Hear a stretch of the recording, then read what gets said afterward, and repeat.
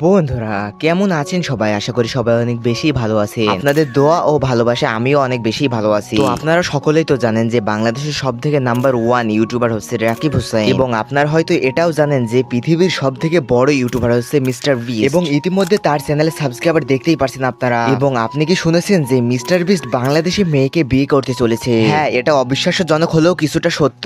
আর হ্যাঁ, আপনাদেরকে একটা কথা বলাই হয়নি, আমাদের চ্যানেলের ভিতরে যদি এক সপ্তাহের ভিতরে 100 সাবস্ক্রাইবার হয়ে যায় তাহলে আপনাদের জন্য রয়েছে একটা দারুণ গিফট হয়ে, এবং আমি ভেবেছি যে এই 100 সাবস্ক্রাইবারের ভিতরে যে কোনো একজনকে আমি একটা দারুণ গিফট দেব, এবং সেটি আপনিও হতে পারেন। তাই জলদি করে ভিডিওটিকে একটি লাইক করে চ্যানেলটিকে একটি সাবস্ক্রাইব করে দিও, আর পারলে এই ভিডিওটা তোমার একটা বন্ধুর কাছে শেয়ার করে দিও, হতে পারে তোমার বন্ধু এই গিফটটা পেয়ে যেতে পারে। তো বেশি কথা না বলে চলুন শুরু করা যাক। তো তোমরা সকলেই তো জানো পৃথিবীর নাম্বার 1 ইউটিউবার হচ্ছে মিস্টার বিস্ট। তো তোমরা ইতিমধ্যে যে পিকটা দেখতে পারছো সেটা হচ্ছে মিস্টার বিস্টের গার্লফ্রেন্ডের পিক। তো আমরা গোপন সূত্রের মাধ্যমে জানতে পেরেছি যে এই গার্লফ্রেন্ডের সাথে তার ব্রেকআপ হয়ে গিয়েছে। মিস্টার বিস্ট একদিন ফেসবুক চালাচ্ছিল, তখনই তার সামনে একটা বাংলাদেশি সুন্দরী মেয়ের পিক আসে, এবং সে সেটি দেখে অনেক খুশি হয়ে যায় এবং তাকে বিয়ে করার চিন্তা ভাবনা করে। আর এরপরে মিস্টার বিস্ট সেই মেয়েকে মেসেজ করে, কিন্তু দুর্ভাগ্যবশত 1 মাসের ভিতরে সেই মেয়ে মিস্টার বিস্টের কোনো রিপ্লাই করে না। কিন্তু হঠাৎ করে দেখা যায় 1 বছর পরে সেই মেয়ে মিস্টার বিস্টকে মেসেজ রিপ্লাই করেছে, এবং উত্তরটা ছিল মিস্টার বিস্টের প্রস্তাবে সেই মেয়ে রাজি হয়নি। এরপরে মিস্টার বিস্ট অনেক রেগে যায়। এরপরে মিস্টার বিস্ট বলে, আমার অনেক টাকা আছে এবং আমার অনেক গাড়ি বাড়ি আছে, এবং সব থেকে বড় বিষয় হচ্ছে আমার অনেক বড় একটা ইউটিউব চ্যানেল আছে।